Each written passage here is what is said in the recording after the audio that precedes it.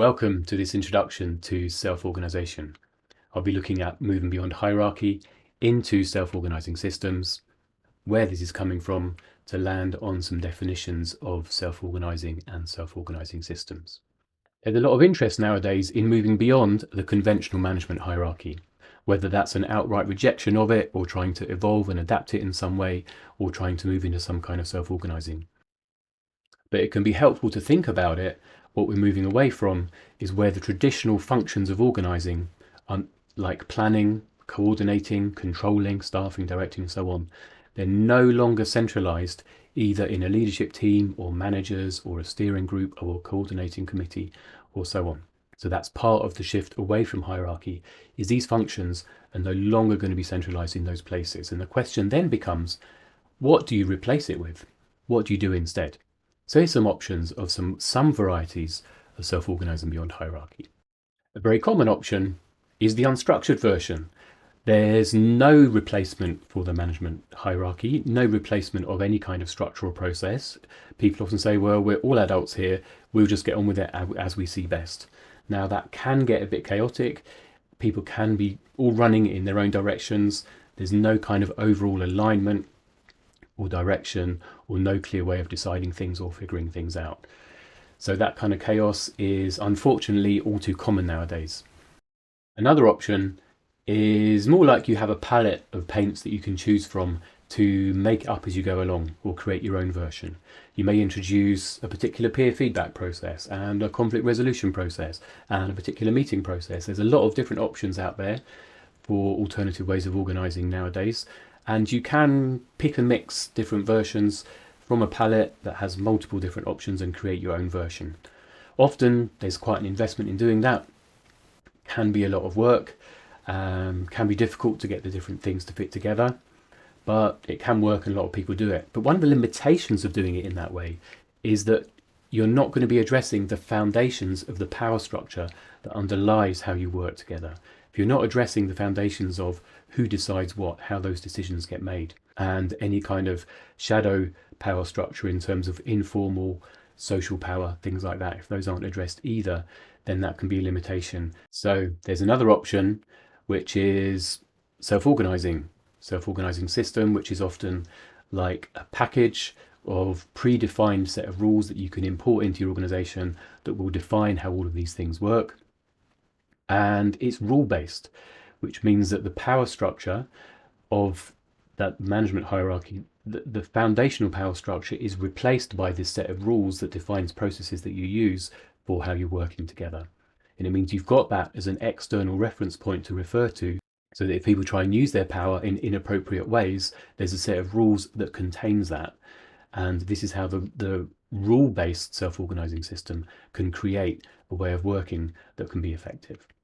Here are some of the different options for self-organizing systems. So one of the well-known ones is sociocracy, and then sociocracy 3.0 and adaptation of that. There's a number described in the book Reinventing Organizations. There's the for-purpose enterprise, symbiotic enterprise, holacracy. Number of different ways of going about it. And a way to understand rule-based self-organizing is that when organizing is not done by a centralized or a separate function, by managers or a leadership team, coordinating team, group agreement, whatever, you don't have this separate thing that is doing this work of doing the organizing. Instead, your organizing functions, they're distributed amongst people in a whole team or organization with a clear set of transparent rules which apply the same to everyone to govern how this works. So this is the way of working that's used by holacracy as a rule-based self-organizing system, and then how holacracy is also used in the for-purpose enterprise and symbiotic enterprise. Less so in sociocracy, but then there are lots of different versions as well. In the term self-organizing, what does the word self refer to? Self-organization, self-organizing system, self-management, and so on. What's this self that is organizing? So you can look at it that there's work to be done. There's roles and work and projects and things like that needs to be done. And the self here is the people who are doing that work. They themselves are doing the organizing themselves and not relying on anybody else to do that for them. That's why it's called self-organizing, because you have a team that's organizing itself, or maybe you have a whole organization that's organizing itself. And here's a bit of context where this is coming from. You may recognize some of these terms: agile, responsive, self-managed teams, so on. So there's a lot, as I said, a lot of different of these options. Also evolutionary organizations, teal, self-organization, and so on. So there's clearly a lot of interest in finding different ways of organizing. And this interest was really crystallized and articulated in this book, Reinventing Organizations, where Frederick Laloux introduces this idea of evolutionary organizations with a label he calls teal that have these three features: self-organizing, wholeness, and evolutionary purpose. In this book, Frederick Laloux draws on a developmental model. This is one that was developed by Ken Wilber. And you can think of the evolution of organization in terms of paradigm shifts in ways of organizing that start with the more simple, more basic, more fundamental ways of organizing and get more complex as they move into these different paradigms. One of the most simple, basic ways of organizing is in this picture, what's red, which is more kind of where there isn't really any formal structure or process, but things are governed more just by raw power, where things are quite chaotic and the strongest people win. This is how things tend to work in street gangs or the mafia or tribal militias. And things get quite chaotic.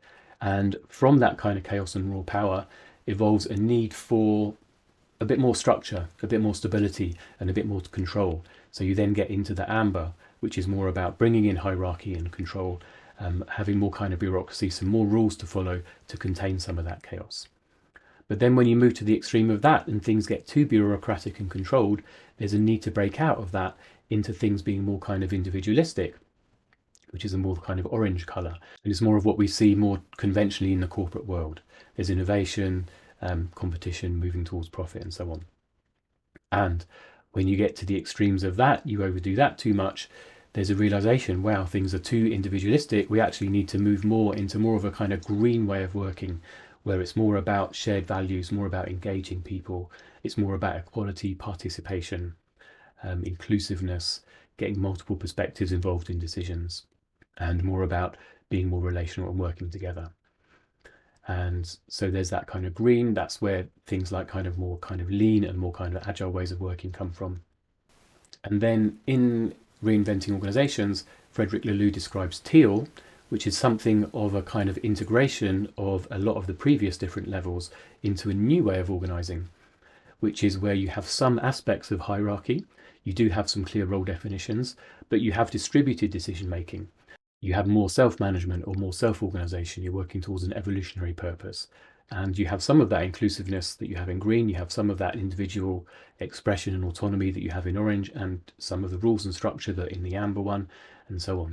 So one way to think about this self-organizing, it's just the evolution of management and organizing and bringing in the best practices of previous ways of working, synthesizing them into something new.